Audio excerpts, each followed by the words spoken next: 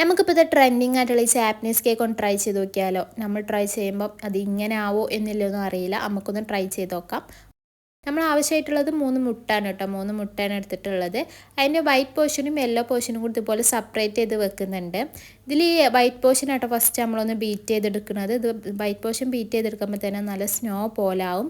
നമ്മളിവിടെ whisk use ചെയ്തിട്ടാട്ടോ ആക്കണ, egg beater അല്ല. അപ്പോൾ നന്നായിട്ടൊന്ന് ബീറ്റ് ചെയ്തെടുക്കുന്നുണ്ട്. ഇനി ഇതുപോലെ ഈ യെല്ലോ പോർഷൻ ഇതുപോലെ ഒന്ന് ജസ്റ്റ് ബീറ്റ് ചെയ്തിട്ട് അതിലൊരു കപ്പ് പാലാട്ടോ ആഡ് ചെയ്തിട്ടുള്ളത്. തൈര് ഉണ്ടെന്നുണ്ടെങ്കിൽ ഏറ്റവും നല്ല യോഗട്ട്. അപ്പോൾ നമ്മളിതൊന്ന് നന്നായിട്ടൊന്ന് മിക്സ് ചെയ്തെടുക്കുന്നുണ്ട്. ഇതിൻ്റെ ഇടയിൽ നമ്മൾ ബട്ടർ ഒന്ന് മെൽറ്റ് ചെയ്ത് വെച്ചിട്ടുണ്ട് കേട്ടോ.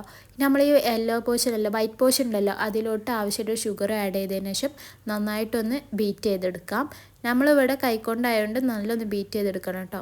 ഇനി നമ്മൾ ഇതിൽ ഓൾറെഡി സെറ്റ് ചെയ്ത് വെച്ച് നമ്മൾ യെല്ലോ പോർഷൻ ഉണ്ടല്ലോ അതും കൂടി ആഡ് ചെയ്തിട്ട് നന്നായിട്ടൊന്ന് ബീറ്റ് ചെയ്തെടുക്കുന്നുണ്ട്. നമ്മൾ ബീറ്റർ അല്ലാത്തതുകൊണ്ട് നമ്മൾ ബിസ്ക്കാണ് യൂസ് ചെയ്യുന്നത്. അതുകൊണ്ട് നല്ലൊന്ന് ബീറ്റ് ചെയ്തെടുക്കണം. ഇനി ഇതിൽ ഓൾറെഡി നമ്മൾ സെറ്റ് ചെയ്ത് വെച്ച ബട്ടർ ഉണ്ടല്ലോ അതും കൂടി ആഡ് ചെയ്തതിന് ശേഷം ഇതുപോലെ ഒന്നും കൂടി നല്ല ബീറ്റ് ചെയ്തെടുക്കുന്നുണ്ട്. അപ്പോൾ നമ്മൾ നന്നായിട്ടൊന്ന് ബീറ്റ് ചെയ്തതിന് ശേഷം ഇതിൽ ലാസ്റ്റായിട്ട് ആഡ് ചെയ്യാനുള്ളത് മൈദ ആണ് കേട്ടോ. ഒരു കപ്പ് മൈദ കൂടിയാണ് അതിൽ ആഡ് ചെയ്യുന്നത്. മൈദ ആഡ് ചെയ്തതിന് ശേഷം ഓവറായിട്ട് ഇങ്ങനെ കുത്തി കളിക്കാൻ നിൽക്കരുത്. ജസ്റ്റ് ഒന്ന് മെല്ലെ ജസ്റ്റ് ഒന്ന് ഇളക്കി കൊടുത്ത് മിക്സ് ചെയ്തെടുത്താൽ മതി. ഇനി നമുക്ക് ഈ കേക്ക് ഒന്ന് ബേക്ക് ചെയ്യാൻ വെക്കാം. ഇതൊന്ന് റെഡിയായി വരട്ടെ. Finally our Japanese cake is ready. നമ്മളങ്ങനെ ജാപ്പനീസ് കേക്ക് നമ്മളും ട്രൈ ചെയ്ത് നോക്കി. കാണുമ്പോൾ ഒരു ഇതില്ല എന്നുള്ളൂ, പക്ഷേ കഴിക്കുമ്പോൾ നല്ല ടേസ്റ്റ് ഉണ്ടായിരുന്നു കേട്ടോ. നമ്മൾ ബട്ടറൊക്കെ ആഡ് ചെയ്തുകൊണ്ട് അതിൻ്റെ ഒരു ടേസ്റ്റ് ഹൈലൈറ്റ് ചെയ്ത് നിൽക്കുന്നുണ്ട്.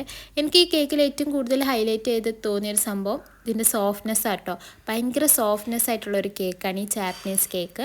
നമ്മൾ നോർമൽ കേക്കിനേക്കാളും ഏറ്റവും ടേസ്റ്റ് എനിക്ക് ഫീൽ ചെയ്തത് ഈ ജാപ്പനീസ് കേക്ക് തന്നെ ആട്ടോ. അപ്പോൾ നമ്മളിത് കേക്ക് കട്ട് ചെയ്യുമ്പോഴാട്ടോ ഒരു കാര്യം ശ്രദ്ധിച്ച് നമുക്ക് 2 ലെയറിലൊക്കെ ആട്ടോ ഈ ജാപ്പനീസ് കേക്ക് റെഡിയായി കിട്ടിയിട്ടുള്ളത്.